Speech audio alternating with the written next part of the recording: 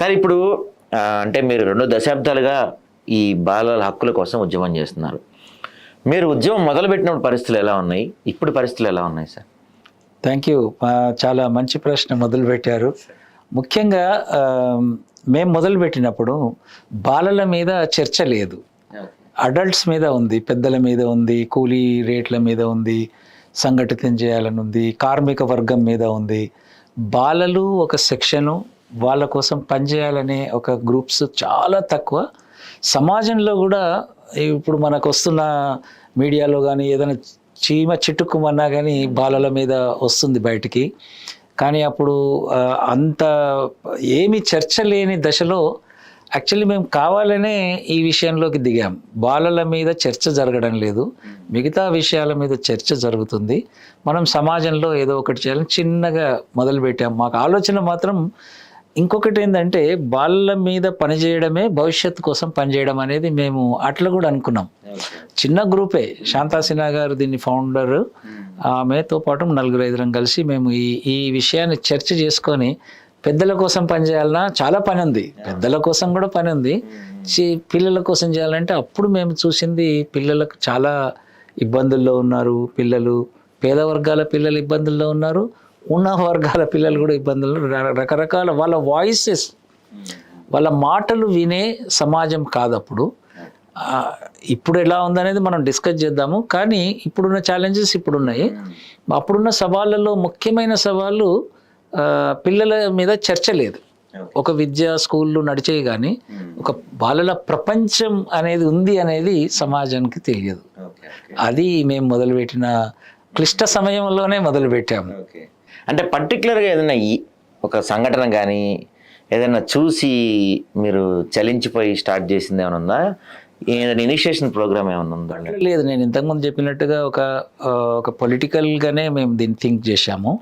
ముఖ్యంగా బాలల వాటా, బాలల సమాజంలో వారికి వనరుల మీద వాళ్ళ వాటా ఏంటి. It's like any movement, you know, మహిళల వాటా, దళితుల వాటా ఇప్పుడు మాట్లాడుతున్నారు కదా, అందరం మాట్లాడుతున్నాం. అట్లనే మేము అట్లా థింక్ చేసిందే. అండ్ దాంతోపాటు ఎవ్రీడే మేము మా జీవన శైలిలో కూడా పిల్లల్ని చూడడము, పని చేయడము, అండ్ గ్రామాల్లో అయితే ఇక్కడ తెలంగాణలో జీతాలు ఉండడము, వేరే వాళ్ళ దగ్గర పని చేయడము, బాల్యాన్ని కోల్పోవడము, స్కూళ్ళు డ్రాప్ అవుట్ కావడము, స్కూలు మానేస్తే అడిగే వాళ్ళు లేకపోవడము, అండ్ తల్లిదండ్రులు కూడా పని చేయవలసిందే కదా అనే ఒక దృక్పథంతో ఉండడము. తల్లిదండ్రులు కాదు, సమాజమే పిల్లలు పని చేయవలసిందే కదా అనే ఇటువంటి 1-to-1 డిస్కషన్స్ మాట్లాడినప్పుడు మేము అప్పుడే ఐక్యరాజ్య సమితిలో ఒక తీర్మానం ప్రవేశపెట్టబడింది 1992లో. సో అప్పుడప్పుడు ఐక్యరాజ్య సమితిలో తీర్మానం అంటే ఒక డిస్కషన్ అయితే ఇంటర్నేషనల్ లెవెల్లో జరుగుతుంది. ఆ దశలోనే మేము రాజ్యాంగం కూడా చూడడం జరిగింది. దాంట్లో కూడా హక్కులు ప్రతిపాదించబడ్డాయి, కానీ చట్టాలు అంత పకడ్బందీగా లేవు. అందులో కూడా చట్టాలలో కూడా చాలా లూప్ హోల్స్ ఉండే. సో ఇవన్నిటిని చూసి పిల్లల మీద పనిచేస్తే బాగుంటుంది అనేది మేము మొదలు పెట్టుకున్నాం. సో అంటే రీసెంట్గా ఒక వ్యక్తితో మాట్లాడుతున్నప్పుడు నేను విన్నది ఏంటంటే, బాలల మీద కానీ ఇప్పుడు మీరు దేనికోసం అయితే పోరాటం చేస్తున్నారు, ఇవన్నీ కూడా అంటే 20 years బ్యాక్ ఎలా ఉందో ఇప్పుడు అంతే ఉంది.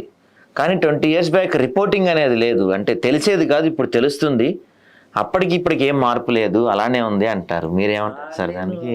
డిసాగ్రీ అవుతాను నేను దాని మీద. కొంచెం మనం ఒకవేళ చూస్తే రీజనల్ వైజ్గా చూడాల్సి వస్తుంది. దేశంలో మన ఆంధ్రప్రదేశ్లో, ఎల్స్వైల్ ఆంధ్రప్రదేశ్లో పెద్ద ఉద్యమం జరిగింది 2000 ఆ ప్రాంతంలో, 1999-2000 ఆ ప్రాంతంలో.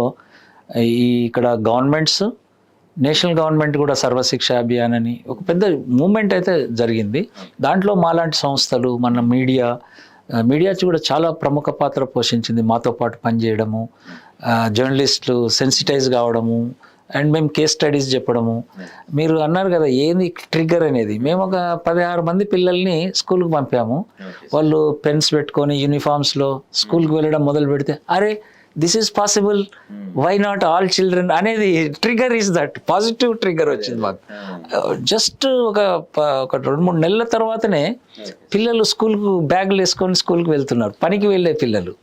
సో దట్ ఈస్ అది మాకు ట్రిగ్గర్ అయింది అది. అండ్ తల్లిదండ్రుల్లో కూడా మనం మాట్లాడుతున్నది ఒక జనరేషన్ వెనక, ఒక జనరేషన్ తర్వాత. సో ఒక జనరేషన్లో బయట జరుగుతున్న ప్రపంచం అర్థం చేసుకోవడంలో కూడా తల్లిదండ్రుల అవగాహన పెంచుకోవడం జరిగింది. అండ్ పిల్లల్ని పనిలో పెట్టకూడదు అనే ఒక అవగాహన కూడా పెరిగింది. అండ్ అంతటా జరిగిందని కాదు, బట్ ఇంకా బాల్య వివాహాలు, గర్ల్స్, ఆ విషయాలు ఇంకా ఛాలెంజెస్ ఉన్నాయి. బట్ ఓవరాల్గా చూస్తే నార్త్, బీహార్, ఉత్తరప్రదేశ్, మధ్యప్రదేశ్ అక్కడ ఇంకా చేయవలసింది చాలా ఉంది. ఇటు సౌత్కి చూస్తే మనము సౌత్లో కేరళ, తమిళనాడు, కర్ణాటక ఇవి అడ్వాన్స్లు ఉన్నాయి. ఒకవేళ నార్త్తో పోల్చుకుంటే మనం బాగానే ఉంటాము, చిన్న గీత పెద్ద గీత లాగా. But we are doing okay. కానీ ఇంకా చేయవలసింది అయితే చాలా ఉంది. మార్పులు జరిగిన మాట వాస్తవం. మొదటి తరానికి చెందిన చదువుకున్న యువకులు ఈరోజు మనకు కనపడుతున్న వాళ్ళు వేలాది మంది. ఒక్కసారి మనం ఉస్మానియా యూనివర్సిటీస్కి పోతే కూడా మొదటి తరానికి చెందిన వాళ్ళు. So that means there is a cohort, ఒక తరం ముందుకు కదులుతుంది.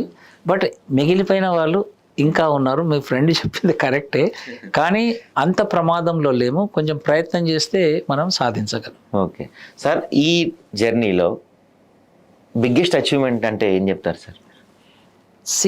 బిగ్గెస్ట్ అచీవ్మెంట్ అంటే సమాజంలో ఒక చర్చను తీసుకురాగలిగినాం. అది ఎంవి ఫౌండేషన్ కు నేను మోడెస్ట్గా చెప్పాలంటే చాలా తగాదాలు పెట్టుకున్నాము. అంటే పిల్లల గురించి ఏంటి, పెద్దల సమస్యలే ఉన్నాయి, పేదరికం వెళ్ళాలి కదా, పేదరికం పోయినాక కదా ఇదంతా మాట్లాడము, ఎందుకు ఇప్పుడే మీరు, అండ్ వెళ్ళి ఏం చదువుతారు, సాధిస్తారు. అండ్ అప్పుడు ఏంటంటే యువకులు 90s, 95, 2000లో 10th, ఇంటర్ వరకే చదివేది. పేద వర్గాలకు చెందిన యూత్ పోయిన వాళ్ళు కూడా వాళ్ళు చదివి ఏం చేస్తున్నారు, ఉద్యోగాలు లేవు. ఇవన్నిటి మధ్యన పిల్లల హక్కులు ఉన్నాయి, పిల్లల్ని గౌరవించాలి అనే ఒక స్లోగన్ను మేము తీసుకొని గ్రామాలలో స్ట్రీట్ ప్లేస్ వేసేది. అంటే ఇవి ఉట్టిగా మారలే.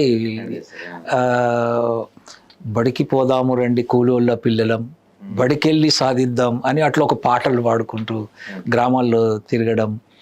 దీంతో ఏమైందంటే ఒక ఆలోచనలో ఈవెన్ పనిలో పెట్టుకున్న వాళ్ళ లోపల కూడా మార్పుకు సాధ్యం అయింది. అది మేము అచీవ్మెంట్గా చెప్తాము. అదేవిధంగా పాలసీస్, విద్యా విధానంలో అప్పుడు ఫర్ ఎగ్జాంపుల్ ఆగస్టు తర్వాత పిల్లలు జాయిన్ కావడానికి లేదు, రూల్ ఉంది అది. సో మేము అడిగాము, ఆగస్టు తర్వాత పని ప్రాంతము నో చెప్పాలి, మీరు ఎప్పుడు ఎస్ చెప్పాలి. ఇది అంటే ఆలోచనలే చేయలేదు మన పాలసీలలో కూడా. అవును, ఆగస్టు తర్వాత డిసెంబర్లో మనసు మార్చుకుంటుంది తల్లి, స్కూల్కి రావాలని పంపించాలి. నువ్వు స్కూల్ నో చెప్తావు, అక్కడ పని ప్రాంతం వాడు వెయిట్ చేస్తుంటాడు. సో అది మార్చినాం. అట్లా పాలసీలలో చాలా మార్పులకు దోహదమైంది. సో ఎప్పుడైతే పాలసీలు మార్చామో ప్రభుత్వం పనిచేయడం మొదలుపెట్టింది. సో ప్రభుత్వం బాల కార్మికుల మీద పనిచేయడం మొదలుపెట్టింది. ఒక నిర్వచనం ఇచ్చినాం మేమంతా మా అనుభవంలో. బాల కార్మికులు ఎవరు అంటే తివాచీలు చేసేవారు, శివకాశిలో ఉన్నవారు, హైదరాబాదులో దాబా అట్లా చెప్పేది. మేమన్నాం బడికెళ్ళని పిల్లలందరూ బాల కార్మికులే. సో ఏ పని చేయనిగాక ఆడపిల్లలు వేతనం ఉండదు, ఇంట్లో పని చేస్తున్నారు, బాల కార్మికులా కాదా? చట్ట ప్రకారం కాదు అప్పుడు. సో అది మార్చినాం. అది కూడా ఒక పెద్ద అచీవ్మెంట్ అని చెప్పాలి. ఆంధ్రప్రదేశ్ అసెంబ్లీలో అప్పుడు తీర్మానం చేశారు నిర్వచనం మీద. ఆ తర్వాత మళ్ళీ సెంట్రల్ గవర్నమెంట్ చాలా సంవత్సరాలకు 2016లో బడి సమయంలో పిల్లలు బయట ఉంటే ఏ పని చేసినా బాల కార్మికులు అనే చట్టం, కేంద్ర చట్టం వచ్చింది 16 వరకు. అంటే మనం 2000లో చేసాం తీర్మానం. సో ఇవి అచీవ్మెంట్లు ఒకవైపు అయితే, పేదరికంలో ఉండి పిల్లలు చదవలేరు అనే దాన్ని బ్రేక్ చేయగలిగినాం. పిల్లలు పేదరికం వలన బాల కార్మికులు ఉన్నారనే నినాదంతో బాల కార్మికుల వలననే పేదరికం ఉంది. ఈ విష వలయం నడుస్తుంటది, వీళ్ళని బ్రేక్ చేయాలి. పేదరికం ఉన్నా పిల్లలు బడికి వెళ్ళాలి, అప్పుడే ఆ సైకిల్ బ్రేక్ అవుతుంది. పేదరికం పోయిన తర్వాత దానిక చైల్డ్ వెయిట్ చేయడానికి లేదు. అండ్ ఇంకోటి ఏం చెప్పామంటే చైల్డ్ పేదరికానికి కారకులు కాదు, ఇంకెవరో. ఎట్లా బాలలు ఎట్లా కారణం అవుతారు, వాళ్ళు అక్కడ పుట్టారు కరెక్టే, వాళ్ళు పేదరికానికి కారణం కాదు. అండ్ వాళ్ళని బాధ్యులు చేయొద్దు, ఓహో మీరు పేదరికంలో ఉన్నారని మీరు ఇటువంటి break through, ideological break through చేశాం. ఇంకొకటి పెద్ద బ్రేక్ త్రూ ఏంటంటే పిల్లలు పనిలో ఉన్నంత వరకు పెద్దలకు పని దొరకదు, ఎందుకంటే ఆ స్పేస్ వీళ్ళు ఆక్యుపై చేస్తారు. ఒక గ్రామంలో పిల్లలందరూ, వేతనంతో కూడిన పిల్లలందరూ స్కూల్కి వెళ్ళడం మొదలు పెట్టిండ్రు. ఇక్కడ రంగారెడ్డి జిల్లాలో పూలు తెంపేది పిల్లలందరూ, ఆల్ చిల్డ్రన్ మేము స్కూల్కి పంపినాము. పెద్దోళ్ళకు పని కోసం వెతకడం మొదలు పెట్టిండ్రు అక్కడ మార్కెట్. అరే ఎట్లా అంటే వాళ్ళు ఏమన్నారు, నేను మా చైల్డ్కి ఇచ్చిన వేతనంకు నేను రాను అన్నాను. సో వేతనం పెరిగింది. సో పిల్లలు పనిలో లేకుంటేనే ఇన్కమ్ పెరుగుతుంది అనేది కూడా మేము బ్రేక్. ఇవన్నీ చాలా అచీవ్మెంట్స్. అండ్ థియరిటికల్గా ఉన్న వాటిని కూడా బ్రేక్ చేయగలిగినాం. పిల్లలు స్కూల్లోనే, పిల్లలు బడిలో, పెద్దలు పనిలో అనేది ఒక పోస్టర్ తీసాం మేము. సో ఇవన్నీ అచీవ్మెంట్స్ చెప్తుంటే 10 లక్షల మంది పిల్లల్ని మేము స్కూల్కు తీసుకురాగలిగాము. ఓవరాల్ ఏపీ తెలంగాణ లేదా India? AP, Telangana and Maharashtra, Madhya Pradesh. 10 lakh అంటే చిన్న నెంబర్ కాదు సార్, దాదాపు పెద్ద సంఖ్యలో ఒక పెద్ద ఉద్యమం లాగా చేయగలిగినాము. అండ్ సమాజం కూడా రెస్పాండ్ అయింది. ఓహో దిస్ ఈజ్ వాట్. ఒక చైల్డ్ లేబర్ స్కూల్కి వెళ్ళడం మొదలు పెట్టినప్పుడు యజమానిలో మార్పు వచ్చింది. That is a beauty. అరే నా దగ్గర పనిచేసేవాడు పోస్ట్ కార్డ్ రాసి ఆయనకు పంపేవమని చెప్పేది మేము. బాస్ నువ్వు మీ బాస్కు రాయని, అయ్యగారు ఎలా ఉన్నారు, బాగున్నారా, నేను చదువుకుంటున్నాను, ఆ పోస్ట్ కార్డ్ తీసుకొని వచ్చేది క్యాంప్కు, ఆ యజమానియే. So that transformation is more. And ఆ యజమాని ఆయన దగ్గర కాదు, ఇంకా చుట్టుపక్కల ఉన్న వాళ్ళని కూడా మోటివేట్ చేయడం మొదలుండే. తప్పురా బాబు, చూడు మంచిగా చదువుకుంటున్నారు, మనం వారి విద్యను పాడు చేస్తున్నాం, మంచి పద్ధతి కాదు, చట్టరీత్యా కూడా నేరం. But this is what the achievements are like this. And ఇప్పుడు పిల్లలు చాలామంది టీచర్స్ ఉన్నారు, డాక్టర్స్ ఉన్నారు.